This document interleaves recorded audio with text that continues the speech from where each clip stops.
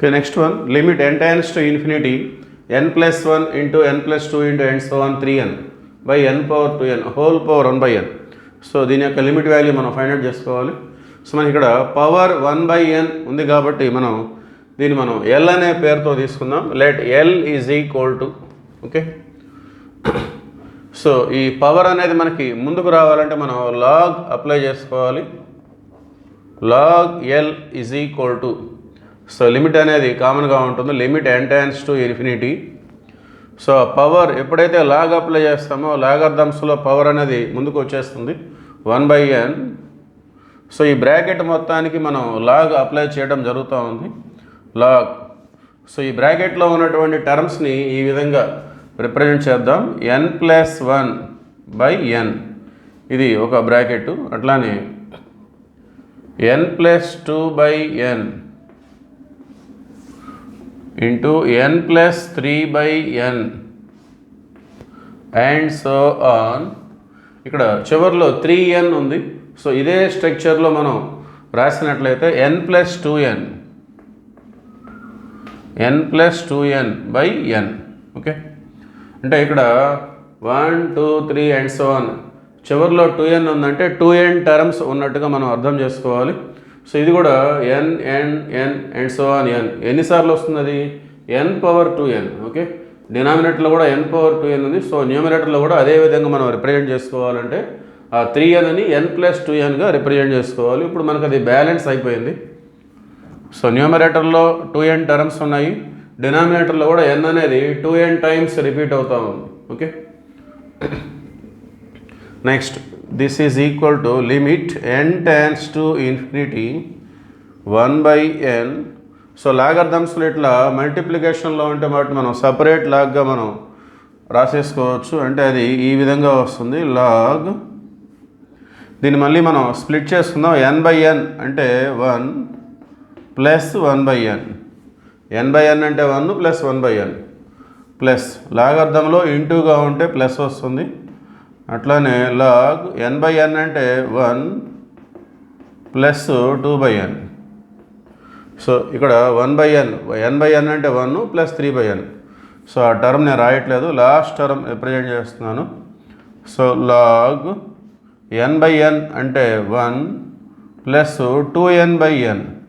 So దీన్ని మనం cancel చేయొద్దు, మన ఫార్ములా రిప్రజెంటేషన్ కోసం ఆ విధంగా చూపించాలి అది. So that is equal to limit n tends to infinity. So ఎప్పుడైతే టర్మ్స్ అనేవి ప్లస్గా ఉన్నాయో దాన్ని మనం సిగ్మా ఫామ్లో మనం ఎక్స్ప్రెస్ చేయొచ్చు.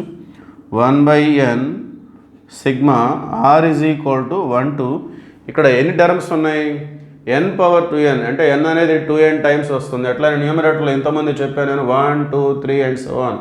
చివరికి 2n ఉందంటే ఇవన్నీ కూడా టర్మ్స్ ఎన్ని, how many terms are there, 2n terms are there. ఇవన్నీ కూడా 2n terms. So r is equal to 1 to 2n. దీన్ని మనం గుర్తుపెట్టుకోవాలి ఇక్కడ. సో ఈ స్ట్రక్చర్ అంతా ఎలా ఉంది, లాగర్థం అనేది కామన్, 1 అనేది కూడా common, 1 by n 2 by n 3 by n and so on 2n by n. అంటే న్యూమరేటర్లో ఉన్నదే మారుతూ ఉంది. సో ఆ మారేది మనకి ఇక్కడ వేరియబుల్తో ఈక్వల్, అది మనం ఆర్గా తీసుకోవాలి.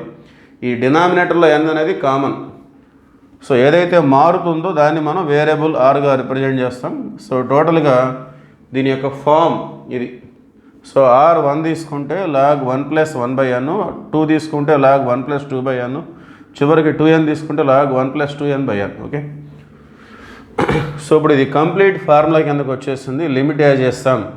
సో దీన్ని మనం ఇంటిగ్రల్ 0 to ఇక్కడ ఎంత రాయాలి, ఇక్కడ 1 to n ఉంటేనేమో 0 to 1 రాస్తాం, 1 to 2n ఉంటే 0 to 2. ఇక్కడ ఎన్ని nలు అయితే ఉంటాయో ఈ n పక్కన ఉండే నెంబర్ అది మనకి ఇక్కడ అప్పర్ లిమిట్గా వస్తుంది. ఇక్కడ 0 అనేది common, lower limit always 0. Integral 0 to 2 log 1 plus e r by n ని మనం xగా తీసుకోవడం జరుగుతూ ఉంది dx. ఓకే, సో ఈ మొత్తం కూడా లాగ్ l. సో దీన్ని మనం బై పార్ట్స్ చేయగలిగినట్లయితే మనకు ఆన్సర్ వచ్చేస్తుంది. ఇది లాగర్థమిక్ ఫంక్షన్ కదా. సో లాగర్థమిక్ ఫంక్షన్స్కి స్టాండర్డ్ ఇంటిగ్రల్ అనేది లేదు. సో దీన్ని మనం 1 ఇంటూ ఆ విధంగా ఎక్స్ప్రెస్ చేసి బై పార్ట్స్. సో దీన్ని మనం యూగా లాగర్థమిక్ ఫంక్షన్ యూగా 1ని వీగా తీసుకొని బై పార్ట్స్ అప్లై చేద్దాం. So let us see that.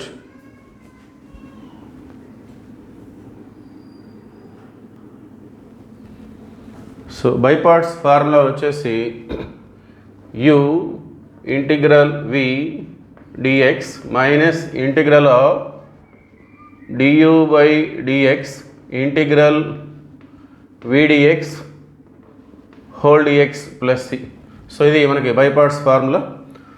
So ఇక్కడ u అంటే log 1 plus x, log 1 plus x integral v integral 1 dx అంటే ఏమొస్తుంది మనకి x. ఓకే, సో ఈ మొత్తానికి కూడా మనకి limits 0 to 2 minus integral of 0 to 2 du by dx అంటే లాగర్థమిక్ ఫంక్షన్ మనం డెరివేటివ్ చేయాలి. Derivative of log 1 plus x అంటే 1 by 1 ప్లస్ ఎక్స్, మళ్ళీ 1 ప్లస్ ఎక్స్ అని డెరివేటివ్ చేస్తే 1 వస్తుంది అది. Okay, derivative of 1 plus X is 1 and integral 1 dx means x whole dx. Okay, let us see continuation.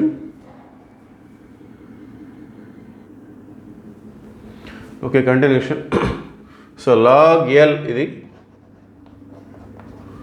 log L ఇక్కడ first upper limit. So 2 into log 1 plus 2 అంటే log 3 వస్తుంది, 2 log 3. So minus 0 తీసుకున్నట్టయితే 0 into అంటే 0 అయిపోతుంది అది. So integral 0 to 2. So దీన్ని మనం adjustment చేసుకోవాలి. ఇక్కడ x పవర్ 1, ఇక్కడ కూడా x పవర్ 1. సో న్యూమరేటర్లో మనం 1 plus X minus 1 by 1 plus X ఈ విధంగా మనం తీసుకుందాం ఇక్కడ dx. సో దీన్ని మనం రెండు ఇంటిగ్రల్స్గా స్ప్లిట్ చేసినట్లయితే 2 log 3 minus integral 1 plus X by 1 plus X. So రెండు సేమ్ ఉన్నాయి కాబట్టి క్యాన్సిల్ అయిపోయి 1 వస్తుంది. ఇంటిగ్రల్ 1 dx అంటే ఎక్స్ లిమిట్స్ వచ్చేసి 0 to 2 minus into minus plus integral 1 by 1 plus X dx అంటే లాగ్ 1 ప్లస్ ఎక్స్ లిమిట్స్ వచ్చేసి 0 to 2. So 2 log 3 minus upper minus lower. 2 minus 0 అంటే 2 వస్తుంది. సో ఇక్కడ వచ్చేసి లాగ్ 1 ప్లస్ 2 అంటే లాగ్ 3, లాగ్ 1 ప్లస్ 0 అంటే లాగ్ 1, లాగ్ 1 అంటే 0. సో టోటల్గా log 3. Okay, so 2 log 3 plus log 3, 3 log 3.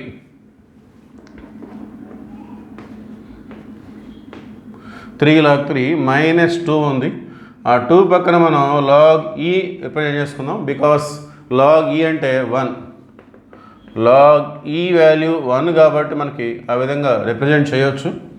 So దీన్ని మనం ఈ నెంబర్ని పవర్లోకి తీసుకెళ్ళినట్లయితే log 3 cube minus log e square. Okay, so log m minus log n, log m by n. So 3 cube అంటే 27 by e square. So left side వచ్చేసి log L. So logarithm అనేది cancel చేసినట్లయితే ఫైనల్గా L means our limit. So which is equal to 27 by e square. Okay, finally this is the value. Okay, thank you.